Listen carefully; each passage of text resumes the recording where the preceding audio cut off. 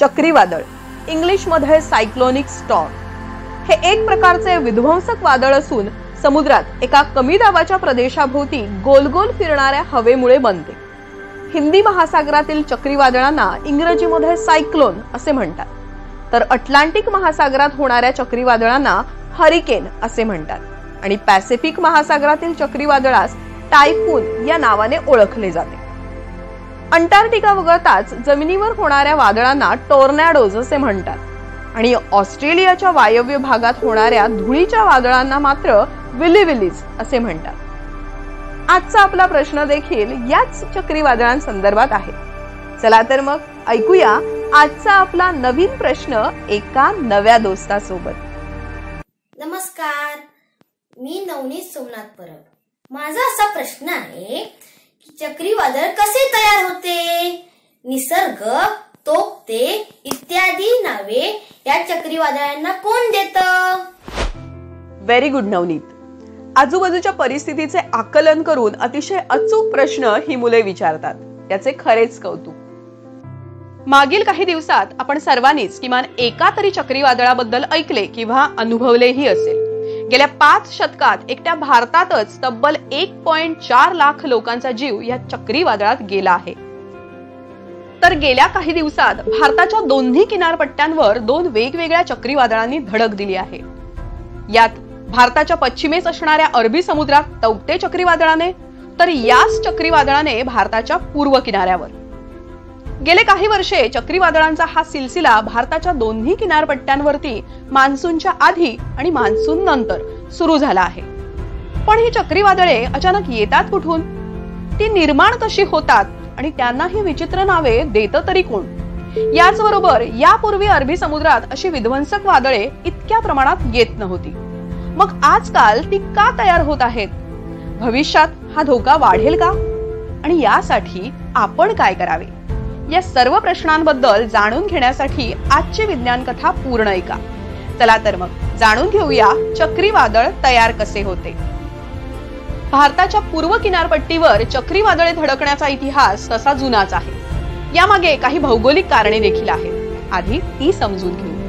मुळातच बंगालचा उपसागर हा 3 बाजूने 3 देशांनी म्हणजे भारत, बांगलादेश आणि म्यानमार या 3 जमिनींनी वेढलेला असल्यामुळे त्याचा आकार त्रिकोणी फनेल सारखा आहे. या आकारामुळे चक्रीवादळाच्या निर्मितीस पोषक परिस्थिती निर्माण झाली आहे. वादळाच्या निर्मितीस पोषक आणखी 2 गोष्टी म्हणजे आर्द्रता आणि तापमान, त्याही या महासागरात अरबी सागराच्या तुलनेत अधिक्याने जाणवतात.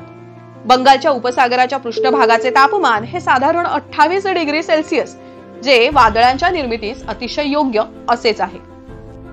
तर या सर्व भौगोलिक परिस्थितीमुळे बंगालच्या उपसागरात वादळांची संख्या अधिक होतीच, परंतु वर्षातून 2-3 सौम्य वादळे येणाऱ्या अरबी समुद्रात मात्र गेल्या काही वर्षात चक्रीवादळांची इंटेन्सिटी आणि फ्रिक्वेन्सी वाढताना दिसत आहे. असे का? याचा अभ्यास केल्यानंतर तज्ञांच्या मते अरबी समुद्र बंगालच्या उपसागरापेक्षा 2 डिग्री सेल्सिअसने थंड आहे. हा 2 डिग्रीचा फरकच इकडे चक्रीवादळांची निर्मिती इतिहासात होऊ देत नव्हता. पण गेल्या काही वर्षात अरबी समुद्राचे तापमान जवळपास 1.2 ते 1.4 डिग्री सेल्सिअसने वाढले आहे. ग्लोबल वॉर्मिंगमुळे झपाट्याने हा बदल झाला आहे. यामुळेच अरबी समुद्रात आता चक्रीवादळांची फ्रिक्वेन्सी आणि इंटेन्सिटी दोन्ही वाढताना दिसत आहे.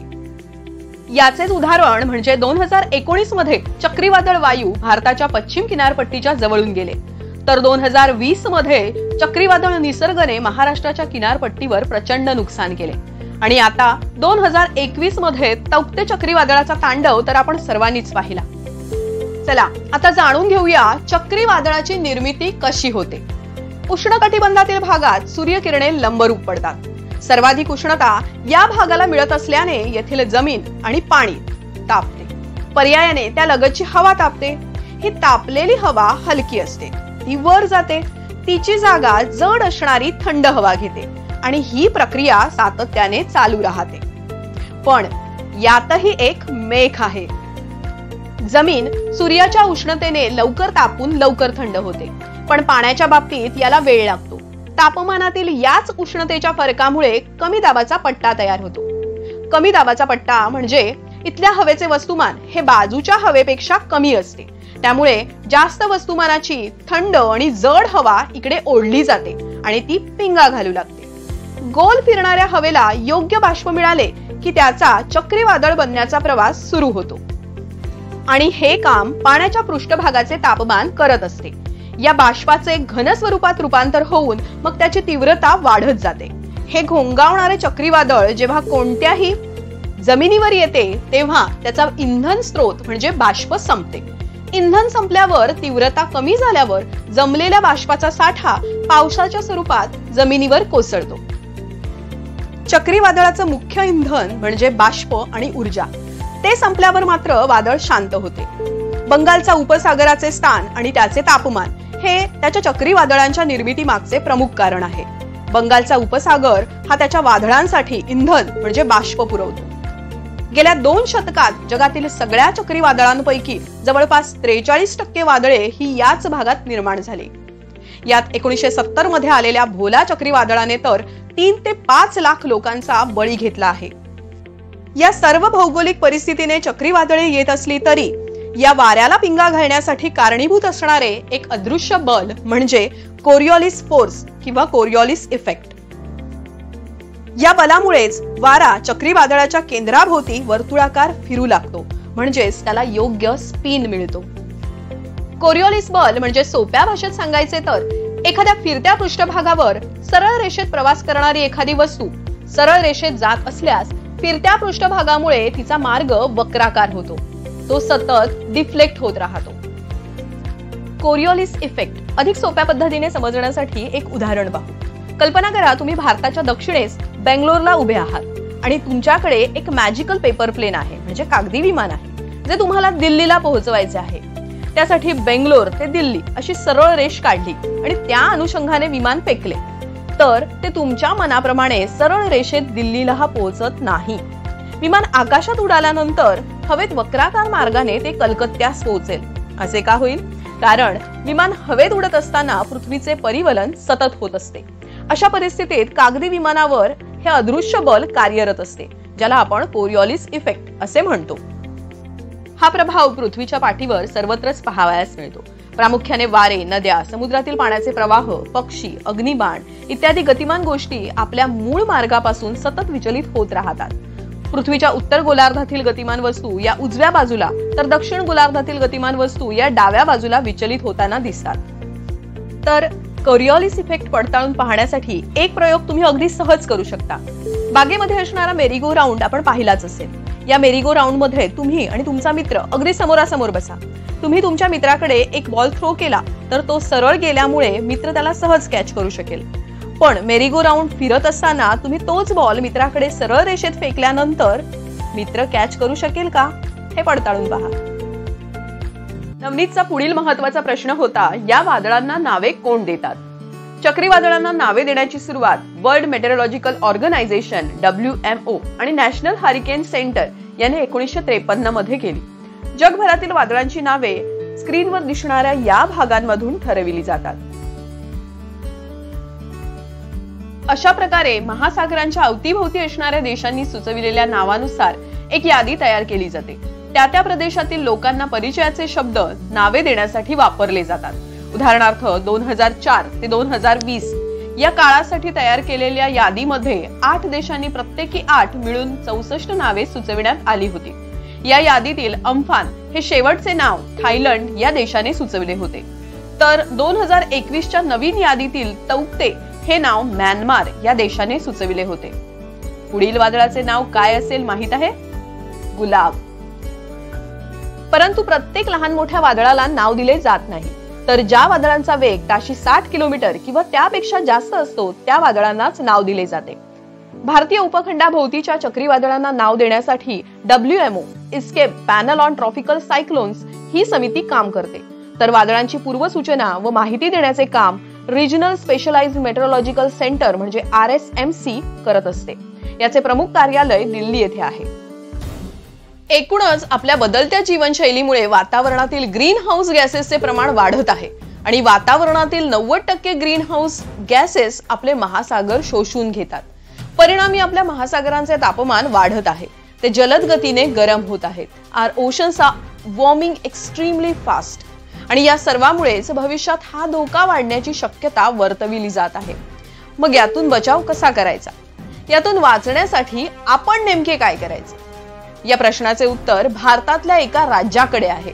त्याच्या एका स्तुत्य उपक्रमामुळे संयुक्त देशांकडून त्याचे भरभरून कौतुक झाले आहे आणि ते राज्य आहे ओडिसा. सन 1999 मध्ये एक चक्रीवादळ ताशी 250 किलोमीटर वेगाने ओडिसाच्या किनाऱ्यावर धडकले. ते चक्रीवादळ होते फायलिन. यामध्ये 10,000 पेक्षा जास्ती जीवितहानी आणि 4 अब्जापेक्षा जास्त स्थावर मालमत्तेचे नुकसान झाले. पण त्यानंतर मात्र 2019 साली आलेल्या चक्रीवादळात केवळ 64 जणांचा जीव गेला. काही वर्षातच 10,000 वरून केवळ 64 वर जीवितहानी आणणे ही खरंच थक्क करणारी गोष्ट होती. कारण त्यावेळी तितक्याच तीव्रतेने आलेल्या वादळांना तोंड देणे आणि आपल्या नागरिकांचा जीव वाचवणे विकसित देशांनाही शक्य झाले नव्हते. त्यामुळेच ओडिसाचे कौतुक सर्वदूर झाले. पण मग यासाठी ओडिसाने नेमके काय केले होते की ज्यामुळे जीवितहानी टाळणे शक्य झाले? सन 2000 पासून ओडिसाने डिझास्टर मॅनेजमेंट म्हणजे आपत्ती व्यवस्थापन मनावर घेतले होते. त्यांनी OSDMA म्हणजे ओडिसा स्टेट डिझास्टर मॅनेजमेंट ऑथॉरिटीची स्थापना केली, जी भारतातील पहिली आपत्ती व्यवस्थापन यंत्रणा होती. या अंतर्गत त्यांनी ओडिसाची 480 किलोमीटरची किनारपट्टी सुरक्षित केली. त्यासाठी 92,000 व्हॉलंटियर्सना तयार केले. किनारपट्टीतील लोकांसाठी 870हून अधिक सायक्लोन शेल्टर्स उभारली. हे सर्व करताना ओडिसाने एक चतुसूत्री वापरली होती आणि याचे पहिले सूत्र होते ॲक्युरेट अर्ली वॉर्निंग. यासाठी इंडियन मेटेरोलॉजिकल डिपार्टमेंटने आपल्या सर्व यंत्रणाच अद्ययावत करून त्याचा वापर वादळाचे अचूक लँडफॉल टाइम प्रेडिक्ट करण्यासाठी केला. लँडफॉल म्हणजे चक्रीवादळ सर्वप्रथम जमिनीला थडकते ती वेळ. यातील दुसरे सूत्र होते क्लिअर कम्युनिकेशन. यामुळेच 2019 मध्ये फानी वादळ येण्याची सूचना मिळताच ओडिसा सरकारने 26 लाख टेक्स्ट मेसेज पाठवून किनारपट्टीवरील 12 लाख लोकांना केवळ 48 तासात विस्थापित केले होते. लोकांना विस्थापित तर केले, पण पुढे काय? यावेळी उपयोगी पडले ते ओडिसा सरकारचे तिसरे सूत्र रिलीफ इन्फ्रास्ट्रक्चर. या विस्थापित लोकांसाठी वादळ येण्यापूर्वीच केवळ 24 तासात 7,000 किचन्स बांधून तयार होती. 9,000 रिलीफ टेंटना ती जेवण पोहोचवण्याची व्यवस्था देखील करत होती. यासाठी 25,000 व्हॉलंटियर्स अहोरात्र कार्यरत होते. या सर्व गोष्टी सुरळीत पार पाडण्यासाठी महत्वाचे ठरले ते चौथे सूत्र म्हणजे कोऑर्डिनेशन बिटवीन गव्हर्नमेंट बॉडीज. म्हणजेच स्थानिक सरकारी यंत्रणा, NGO, स्थानिक संस्था आणि अर्थातच स्थानिक जनता या सर्वांमध्ये असणारी सुसूत्रता. यांच्या मदतीनेच ओडिसा राज्य आज अशा चक्रीवादळांना सामोरे जाण्यासाठी दंड थोपटून उभे आहे. फक्त इतकेच नाही तर या सर्व यंत्रणांकडून प्रत्यक्ष आपत्तीच्या वेळी कामगिरी चोख बजावली जावी यासाठी दरवर्षी संपूर्ण राज्यात 19 जुलैला एक मॉक ड्रिल होते. कारण ओडिसाचा मुख्य हेतू ओडिसाच्या प्रत्येक घरात या नैसर्गिक आपत्तीच्या वेळी लढणारा एक योद्धा तयार करणे हा आहे. मग अशा या राज्याकडून भारताच्या प्रत्येक राज्याला आपत्ती व्यवस्थापनाचे धडे गिरवायला हवेत, नाही का? चक्रीवादळांना थोडक्या कालावधीत रोखणे तर अशक्यच आहे, पण काही गोष्टी आपण नक्की करू शकतो. त्या म्हणजे पर्यावरणाला हानी पोहोचवणाऱ्या गोष्टींना पर्याय शोधणे आणि शाश्वत जीवन जगण्यास प्राधान्य देणे.